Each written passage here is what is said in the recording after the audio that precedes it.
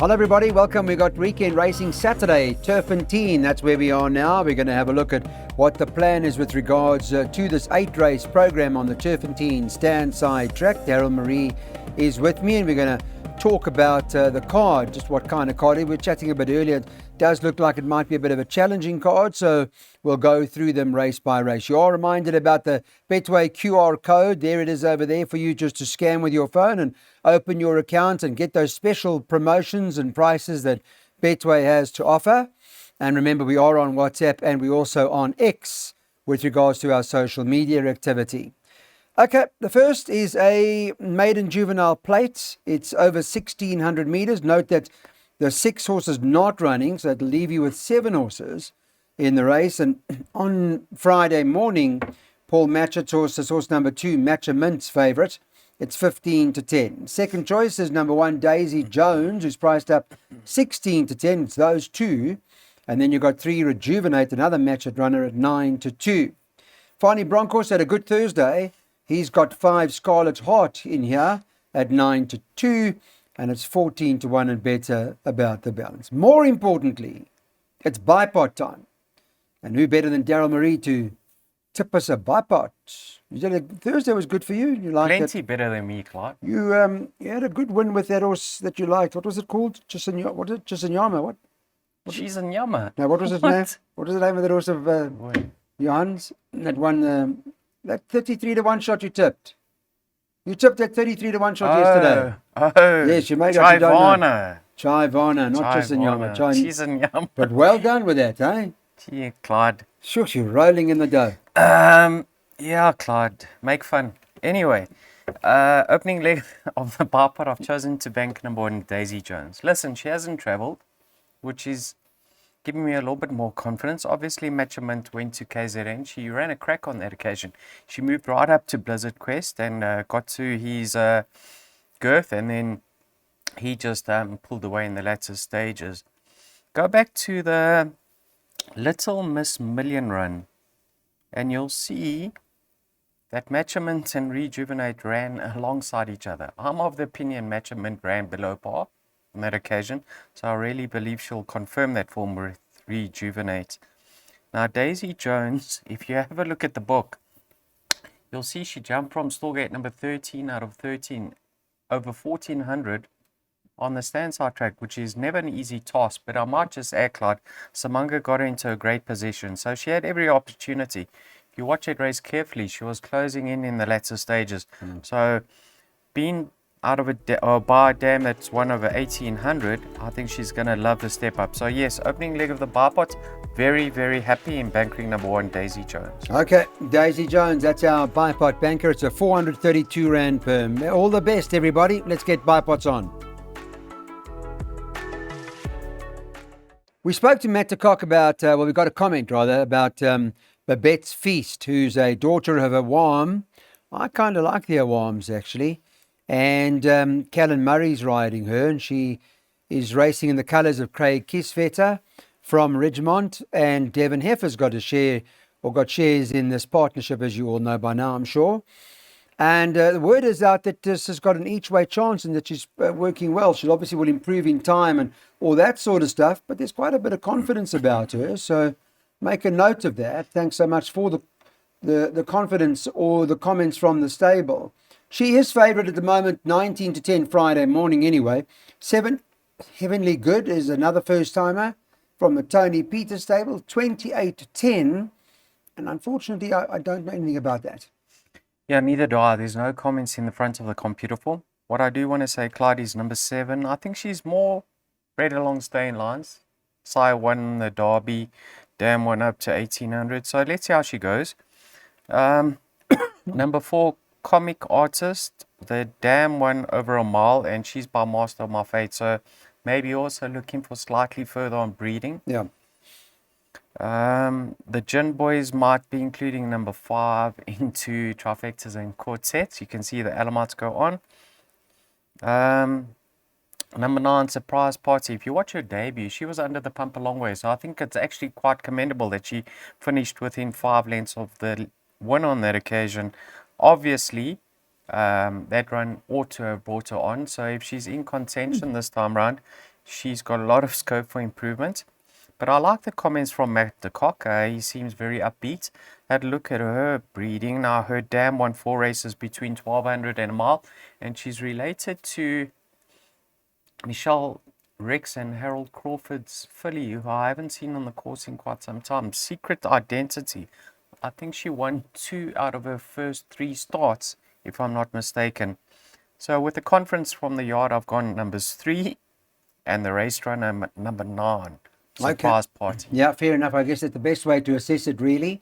A baby, a first timer hasn't run, and one that has with the experience. So that's 3 and 9 in the first leg of the PA. There's the place accumulator that's up on the screen at the moment. Daryl has got a banker in the next leg for you. At also number 10, Once in a Blue Moon, he's bankering in the PAs, and it's a 384 Rand per.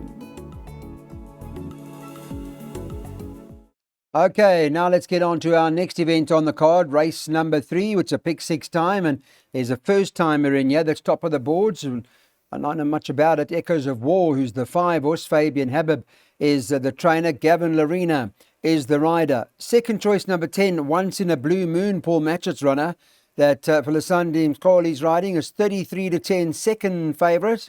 There's the QR code, by the way, whilst you're busy with us. Another first timer, Fabian's got a couple in here. He's got Echo Check, number 4 on the card, is 4 to 1. 5 to 1 about number 1, Amand Langueti, and that is currently at 5s. And then you can get 7 to 1 about another first timer that Lucky Hudalakis has got, number 3, Best Candidate. And then you can get 8 to 1 and better about the balance. So there are a few unknowns in here. Best way, I guess, one can advise you is to watch the market, but I think Daryl's quite bullish with a racehorse, so they might have to be pretty good. Is that right? Have I I am quite bullish. Yet I haven't bankered her in the pick 6. I've included number 1. Now you need to watch this replay for me, Clyde, while I chat away. I want to watch it now. You need to see how tight it got for her on that outside running rail. And for a first timer, she was very hesitant. And then when she got a clear run, have a look at what happens to her in the latter stages. That was over 1,000 meters, Clyde. I know she's got the worst draw to contend with this time round, but she should really love the step up in trip. And I do believe she's looking for further, strictly on breeding. So if the 1160 is not too sharp for her in her second start, I think she should go close to winning. Number 10, Once in a Blue Moon. Now, with regards to the first timers, Echo Check, I had a look at his breeding. He's related to, I think, Follow the Master. Goes a mile and a half. Hey Siri, 1 over ground. So I think on breeding he's looking for further. So I've got a preference for number 5, Echoes of War. The dam was unraced. The second dam was the dam of Red Bomber. Johan Janssen van Vieren trains him. He's above average. Follow the market with regards to number 5, Echoes of War. My backup in the pick 6 is number 1, Amandla Ngawetu. Now please take note, the blinkers go on, Clyde, for the first time. And have a look at his form on the Highveld. They've been in sticky conditions. And this horse has got natural pace. So in my mind, excuse me, Clyde, if he can break well once again, and if he's better on firmer ground, we can see improvement from number 1, Amandla Ngawetu. But also take note of the betting with regards to number 4, Best Candidate. But of the race runners, I got a preference for number 10 over 1, Once in a Blue Moon. Yeah, okay. Well, yeah, I saw that replay. Yeah, absolutely. She was lost and she got into trouble quite a lot. So there'll be lots of improvement to come from her. She does, of course, jump from the inside gate. And Daryl is backing her up with number 1 on the card, Amandla Ngawetu. So 1 and 10, first leg. It's a 2,160 Rand pick 6. Unraced horses in here. Watch the market closely.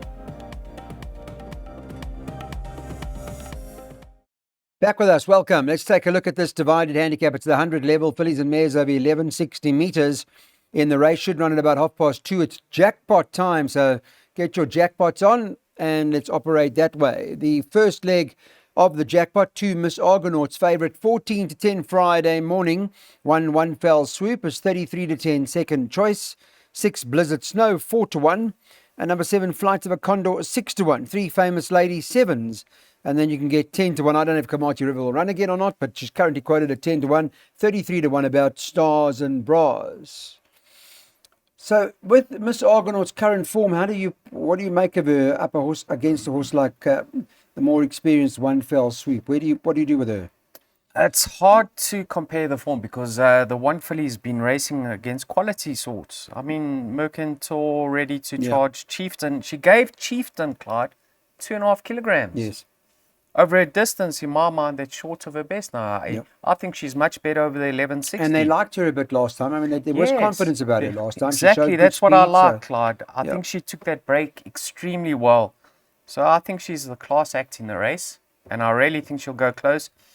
If this race hasn't come too soon, because I think although she's got top weight to shoulder, she's going to run a blinder. But how good is Miss Argonaut in your opinion? I mean, what do you Well, make of her? I think with her being off the track for quite some time, for just over a year, many would have been skeptical as to whether she trained on from being a juvenile because she went missing. Yeah.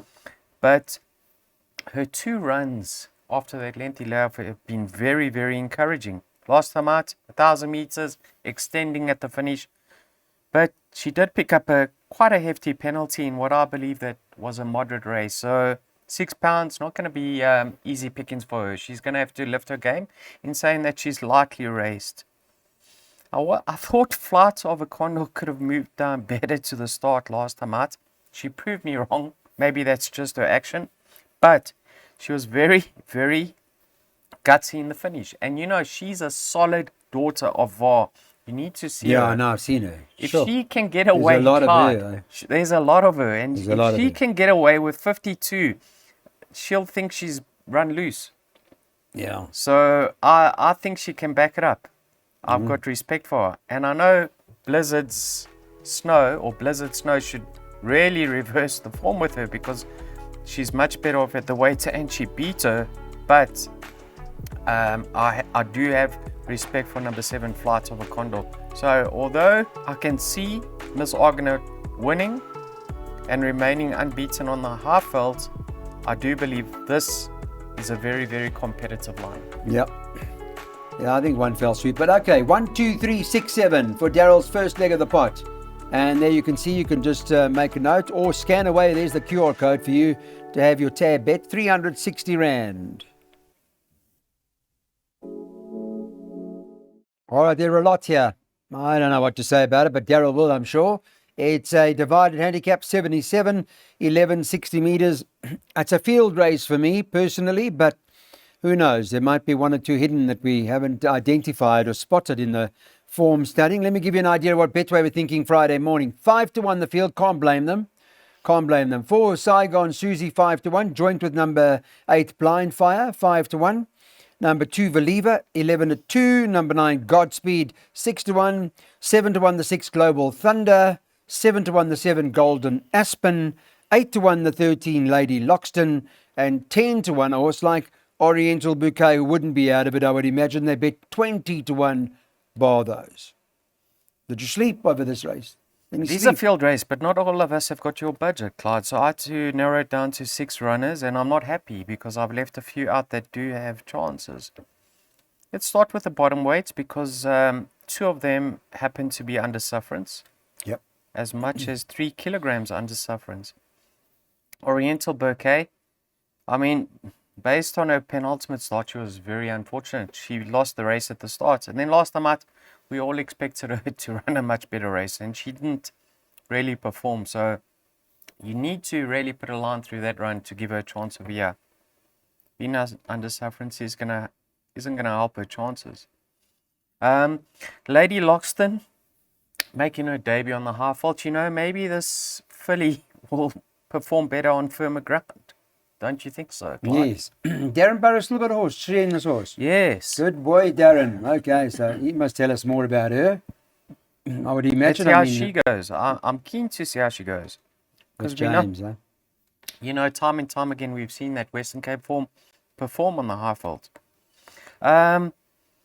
Saigon Susie, isn't this your filly? Yes. You've liked her on a few occasions. Yes. What I want to see, Clyde, this time around is her being put in the race. I'm not saying the tactics were all wrong, but clearly she's not able to make up ground. Her ratings come down. If she's in the race, I can see her running a much improved effort You cannot ignore Jan Janse van Vuren's horses at the moment. Big day Thursday. Sure. Well done, boys. Much deserved, eh, Claude? Yeah. They put a lot of money down. You got the lot, yes. Then, you know what I like of you? I like Corne Spice's runners. I think the stable's coming back to form. I like Golden Aspen's penultimate start. She was unfortunate. Shows me that she's finding her form again, because she backed it up with a good effort in KZN. And have a look at the top weight. We Will Rock You. Her ratings come right down to a 79, and she's taking on weaker or lesser opposition, Clyde. Yeah. She's my sneaker in the pack. I really think, number one, We Will Rock You is the joker in the pack. So yes, they're my numbers: 1, 4, 7, 9, 11, 13. As I said, would have been nice to have Field. Yeah, sure. I agree. Field, we need Field, but Daryl's got them down to 1, 4, 7, 9, 11, 13. We Will Rock You, by the way, is 20 to 1.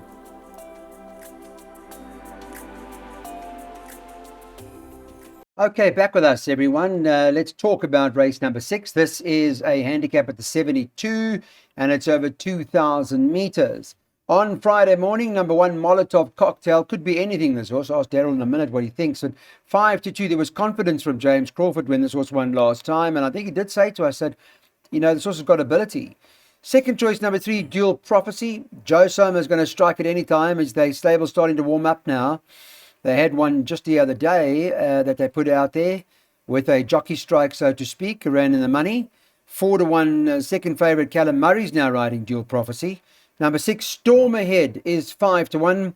Number 9, Gamer is 6 to 1. And number 5, Flag Bearer is 7 to 1. It's 10 to 1 and better about the others. What did you make of Molotov's victory? I mean, very green, but gutsy. yes. He looked beaten at a stage, and he just kept on finding. So I like the improvements he made from run 1 to run 2. If I'm not mistaken, Claude, this horse was meant to run again, and he got scratched at the start. Oh, didn't know that. But he's going to love the 2000. Yes, and That's we know gonna be in his favour. who he's related to. Correct. So Beautifully he bred. really could be underrated over this sort of distance. So I can see him making a 2 from 3. I respect him. I'm looking for number 2 to run an improved race, Panning Gold. Have a look at his rating, Clyde, down to 75. He's going to perform well over this course and distance. Muzi sat aboard him once before and got it right. I think this horse needs a hard ride. I think his mind's not quite on it. And if Muzi can keep him interested, Trifecta's Quartets, number 2, a nice inclusion. The blinkers stay off, eh? Sorry? Did the blinkers stay off? They took them off last time. Number 3, Dual Prophecy. I mean, this horse is clearly knocking at the door now. He's ready to run a cracker. He quickened up from a long way behind last time out. So, based on that, and I think the form line was franked with Rosie Lemon winning from there. Based on that effort, he's having his peak run now. A must include or inclusion. Just in the past, this horse has let the side down before, Clyde. So yes, he must be included, but I don't think you want the rent on him. How's Joey gonna go with that? Yeah. And then number 6, Clyde. We heard the rumors were about last time out that this horse was gonna get it right. They put the blinkers on him, but take note, Clyde. I don't think this horse stays. Oh. I don't think he stays. So the fact that he's coming back to 2000 with the blinkers, please believe you me, Samanga will get him to fight out the finish. So really keen on number 6 over here, Storm Ahead. They're my numbers, Clyde, 1, 2, 3, and 6. I did exclude 2 others that I do have respect for, namely Gamer, number 9, and number 12, Circle of Grace, who was under sufferance last time out. Okay. Well, Storm Ahead's 5 to 1 Friday morning. The double or the pick 3 that Daryl recommends includes 1 Molotov Cocktail, includes the 2 horse in this race, Panning Gold, includes the 3 Dual Prophecy, and number 6, Storm Ahead. This is a middle stakes. It's over 1,600 meters. We can go all night. In fact, there are a whole lot of them in terms of the best weighted column. Command Pilot, La Muhal, Apache Sun, Willow Express, all right up there. With regards to the betting, jury's out, who's the course and distance specialist, 3 to 1. That's favourite for the Candace Dawson stable. Gavin Larina's riding that. Number 1, We Can Go All Night. Second choice at 7-2, joined with the 2 Bacchus, who's 7-2. 13-2, about 7 Presley. And 7-1, number 10 Willow Express. They bet 8-1, the 5 Command Pilot. And 14-1 and better about the balance. Tricky. Not easy. I'm sure there are a handful here that can win. Not easy racing, Clyde. And you know, when the going's this hard, Yep. a few results pop up all the time. Immediate. What's your immediate, when you first look, first impression? I opened the book and I said, Gavin's been riding Bacchus. Gavin's been riding Jury's Arts. Gavin's had the choice. Surely. Has All he had on the Gavin. choice? Sure. Of course he Or would did have. Samanga? I don't know. But No, I'm Gavin's sure. aboard Jury's Arts, and you can see he's ridden him well in the past for 3 wins, 3 seconds. So this horse and himself gel extremely well. Last time out 11.60, not his game, Clyde. Way too short for him. He wasn't disgraced. Wasn't the best of efforts, but he wasn't disgraced. Certainly far from disgraced. Gavin, Stallgate number 1, fitter over a more suitable distance. How can you ignore his chances? Well, he's had 5. I see he's had 5 goes over the course and distance. Yeah. And on all 5 occasions, he earned money. Correct. On all 5 occasions. Not once out of the top 3. Yeah. So, looks like. But there are a few, I mean, there are a couple in here that have got ability, haven't they? So that's half the battle won for Jury's Arts. Good draw, jockeys in confidence, horse will be fitter. But number 2, Bacchus, interests me a lot. I know Samanga gets a ride this time around.